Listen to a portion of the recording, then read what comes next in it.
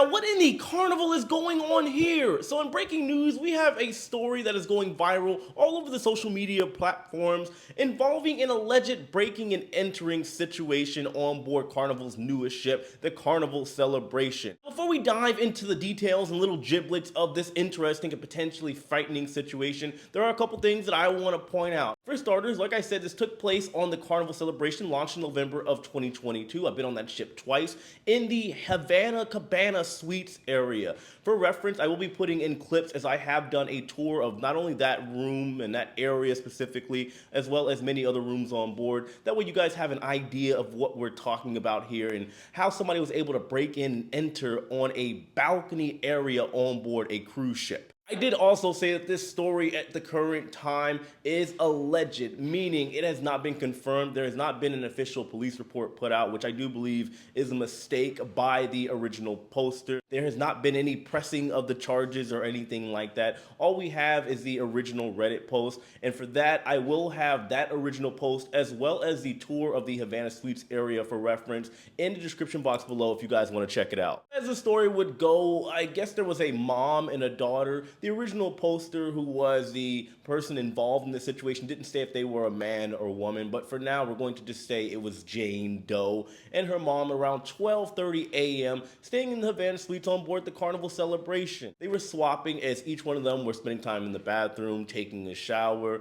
The Jane Doe here was doing a face cleansing of some kind, came out with just a towel on, and next thing they know, somebody was trying to get into their room via the balcony. Now, one thing you have to understand about the Havana Suites area, technically, it is a balcony area, but it's not like a traditional balcony that you would normally see that is kind of hanging over in which you cannot just get access to. You could literally walk up from an area because there's a separate area attached to the Havana Suites area where somebody could literally just walk on over and head on over to the door if they felt so inclined. With the balcony not being suspended, Jane Doe originally thought it was just a family member trying to come in. Keep in mind, this was 12:30 a.m.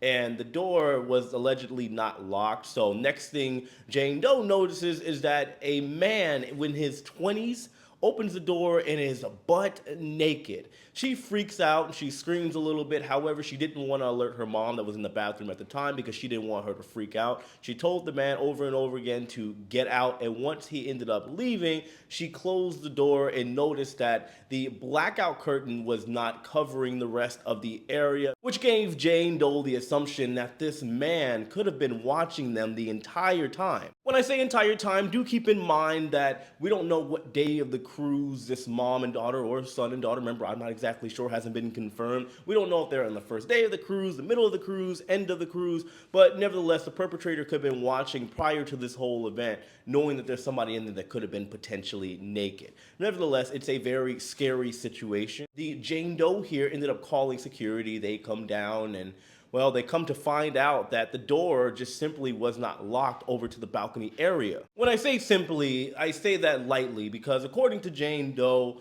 the door doesn't just simply lock with a latch. Normally on most cases, on most cruise ships and most balcony areas, in order to get to those areas, there's usually just a latch you pull up to lock and down to unlock, or vice versa, something of that nature. I'm gonna find out that in the Havana area, which leads to a public area, by the way, for all the other guests that are staying in that specific area, apparently the way to lock it is to use the child lock, which is slightly above that latch area, which, according to Jane Doe, was broken at that point in time. The following day, Jane Doe is found by security, pulled off to the side, and asked to give a statement of the situation, identify the perpetrator, and is also informed that the lock that was once broken has now been fixed, and that way everything was rectified. Later on that night, Jane Doe was found once again to be asked if they wanted to press charges against the perpetrator that allegedly broke into the room. And they said that they didn't want to do so because it would be 4 days from now when the cruise ended, which kind of gives us somewhat of a gauge. I'm not sure exactly how long the itinerary was, but I'm going to assume it was like mid-cruise and all this took place. I say this because you have to understand, whether it be an airline or a cruise line, it is essentially a revolving door. And there are things that are happening week in, week out, and if the situation isn't handled while there is still surveillance footage and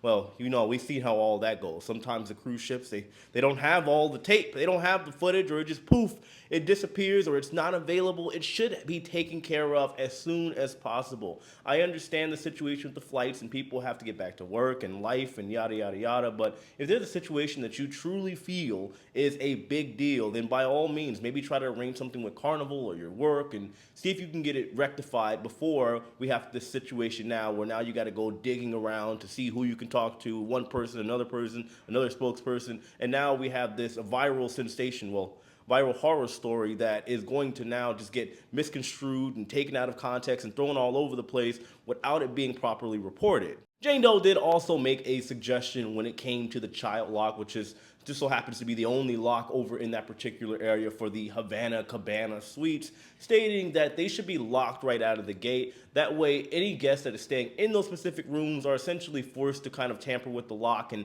actually know that it exists in the event that they actually want to lock those doors whenever they're on the cruise. And well, now for future reference, they know that it's always there. By the way, this is a scary and shocking situation. I know I've already said it, but I just want to kind of reiterate that, and I do hope these guests are okay. I've never really heard of something like this happening. I can tell you right now, myself as well as many others have probably accidentally somewhat walked into another room not really thinking. We're just on autopilot mode. Maybe we've had a little couple drinks trying to get that drink package quota in, and you just missed your room and happen to walk into or be on the wrong floor or something of that nature. It has happened, but an intentional walk-in and somebody being naked, first of all, that is just sick, and I do believe that perpetrator, if he actually intentionally did this, which I guess if he's naked and he's going into the room, which probably is intentional, well, he should probably face some kind of charges. Either way, obviously, I don't want to dive too deep into this little conundrum here. My little, I mean big conundrum. Hopefully there is an update. Hopefully this Jane Doe here will come out with some more details.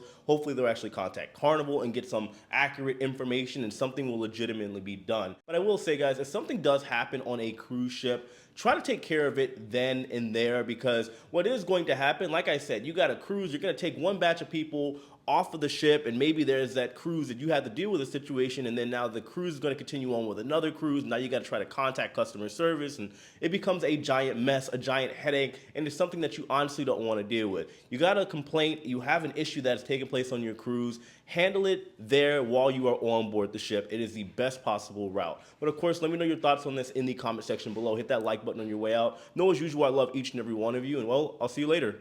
Take it easy.